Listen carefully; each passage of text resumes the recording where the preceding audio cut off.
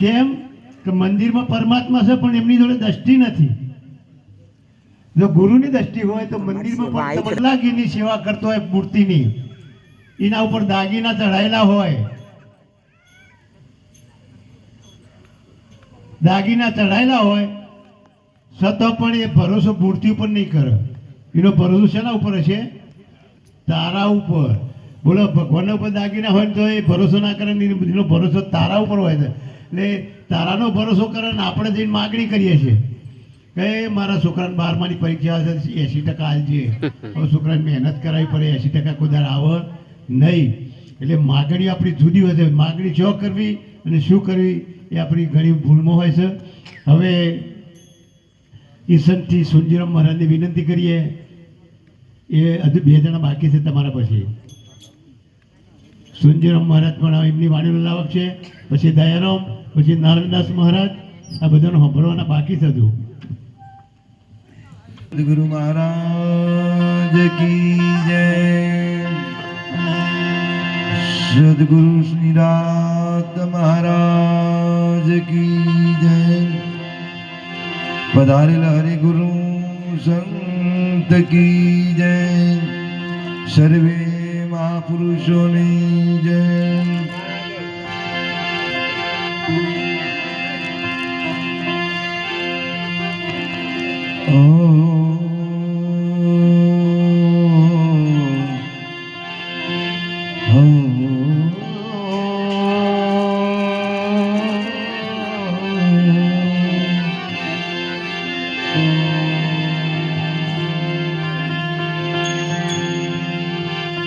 आधा शब्द गुरुदेव का ताका अनंत विचार।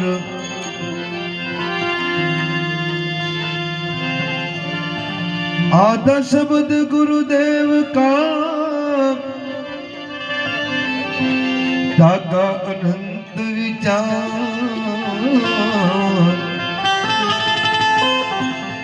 थक गए मुनि जन पंडिता, वेद न पाया पार।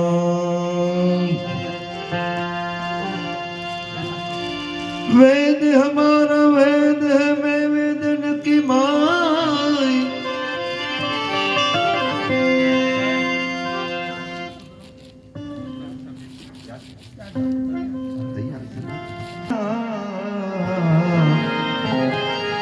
तबलू मिला के आपलू मिला के उभारू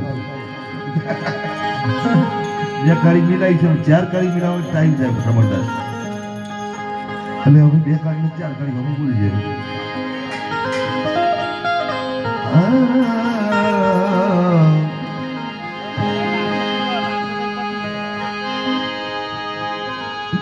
આજે પરમ પૂજ્ય પરમ વંદનીય પરમ આદરણીય કાલિદાસ મહારાજના જે આગળની અંદર दूर दूर से संतो महापुरुषों जी समी षष्ठी जी सत्संग जो वरसाद वरसाई जैसे आवा महापुरुषों ने कोटि कोटि वंदन वाला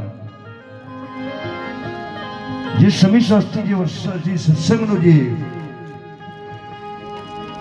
जे दौर चालू છે દોરની અંદર આપણા મહાપુરુષો જે આપણને લક્ષ્ય બતાવી રહ્યા છે, લક્ષ્ય તરફ જો કદાચ જે લક્ષ્યાર્થી લક્ષ્ય રાખશે તો એને એ વાતની ગેર પડશે. સમજણ સદગુરુ આપણને સમજણ આપે છે. સમજણ છે ને જેવી રીતે કોઈ વસ્તુ આપણે જોઈ ના હોય, ગાંધીનગર જોઈ ના હોય અને ગાંધીનગર કાલિદાસે જોયું છે અને ગાંધીનગર કાલિદાસે જોયેલી વાત અહીં સભાની અંદર વાત કરીને જે મારા કદાચ સોંભળી ગયા અને સોંભળીને એ યાદ રાખી અને જો કદાચ બીજા એ વાત કરીશું તો ગાંધીનગરની જે વાત છે એ આપણને પોતાની સમજમાં નહીં આવે. સંતોનો મત એમ કેવું છે કે એ વાતને નક્કી કરવાની છે. જોયેલું જૂઠું પડશે, સાંભળેલું જૂઠું પડશે, નક્કી કરેલું વાત જોવું. એટલે આવા મહાપુરુષો નક્કી કરવા માટે કહે છે કે જે વાત છે એ તમે નક્કી કરો.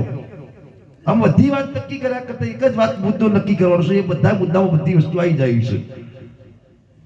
પોતાનું નિજ સ્વરૂપની વાત. આમ આ નિજ સ્વરૂપની વાત કરીએ, જે સંશય પડ્યા છે એ સંશય સ્વરૂપ તો સજ, જેમ દિવાસળીની અંદર અગ્નિ સજ, પણ એ અગ્નિ રૂમની અંદર નાખવાથી એ પ્રજ્વલિત નહીં થાય. કેમ કે એ અગ્નિ સુષુપ્ત અવસ્થામાં રહેલી છે, એને ચેતન કરવી પડશે, એને પ્રગટ કરવી પડશે. એમ આપમાં રહેલું જ્ઞાન આપને તમે પ્રગટ નહીં કરી શકો લક્ષ્મણદા.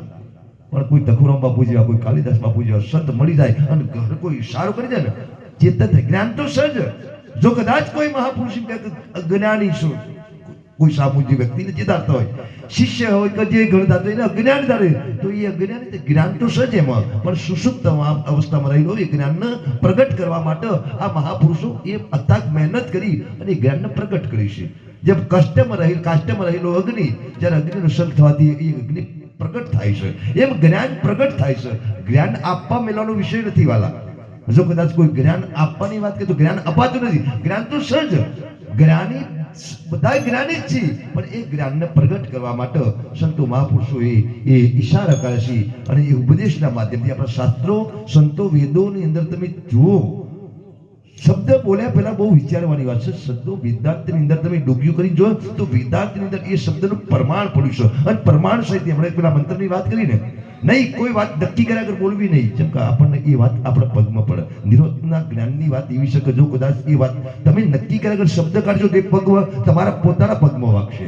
14 અત્યાર સુધી નિરોધનું જ્ઞાન ઓમને આમ ચારે કોર વાગશે, પણ જો કદાચ એને વાપરતા આવડતો તો જ, નહીતર આ સીધું વાગે. જેમ કે કોઈ વાત નથી એમ નહીં, જે વાતને તમે ખંડન મંડન કરો છો, એ ખંડન મંડન કરવાથી તમારા નિરંતર જ્ઞાનને સીધું ઘા વાગશે.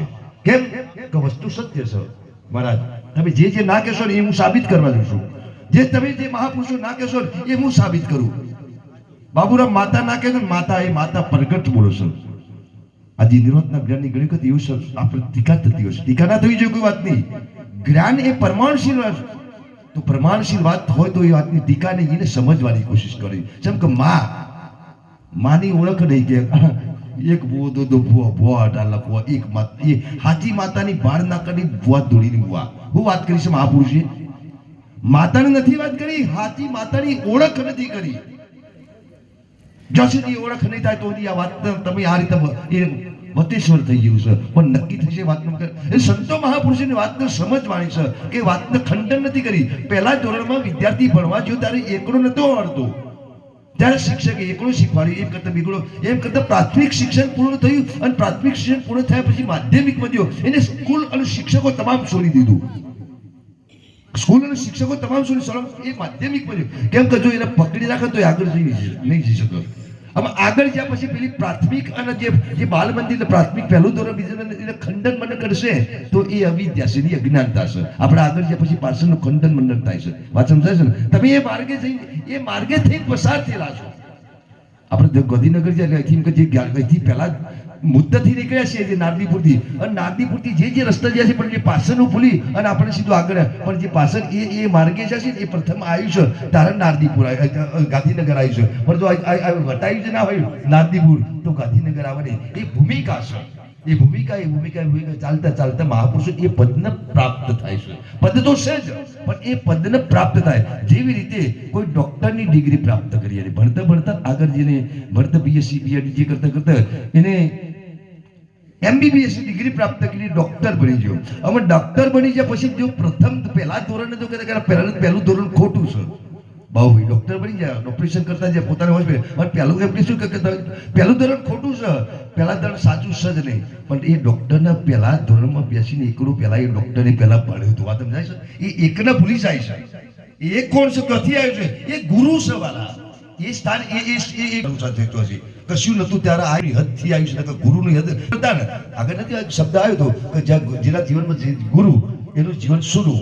જેમ કે એટલાથી જ ગુરુ મળ્યા. પહેલા ધોરણમાંથી જે પ્રાપ્ત થયા છે એ આગળ જતા એ MBBS ની ડિગ્રી પ્રાપ્ત કરે તો ગુરુની કૃપા છે, અને કૃપાથી એ ડિગ્રી મળી છે. પણ એ ડિગ્રી મળ્યા પછી જ્યારે એ પદ ઓપરેશન થિયેટરમાં જાય ને ત્યારે જ ખબર પડવા નથી. દર્દી અને ડોક્ટર સમજણ છે, એને કોઈને ત્રીજાને ખબર નથી. બાબુરામ જ્યારે ઓપરેશન થિયેટરમાં જાય એટલે દર્દીને ડોક્ટરને જ ખબર છે કે ઓપરેશન થાય છે, કે ઓપરેશન થયું છે. એમ જે જિજ્ઞાસુ મુમુક્ષ અને જે સદગુરુ આ બેને જ ખબર છે આ વાતની, ને બીજા કોઈ ખબર. અને આ જે સમજ્યા છે એ વાતને એમ સંતો મહાપુરુષો એ વાતને એ જ્ઞાની પુરુષો એને સમજાય છે. એટલે સત્તારદાસ મહારાજ વાત કરે, જાણે કોઈ અનુભવી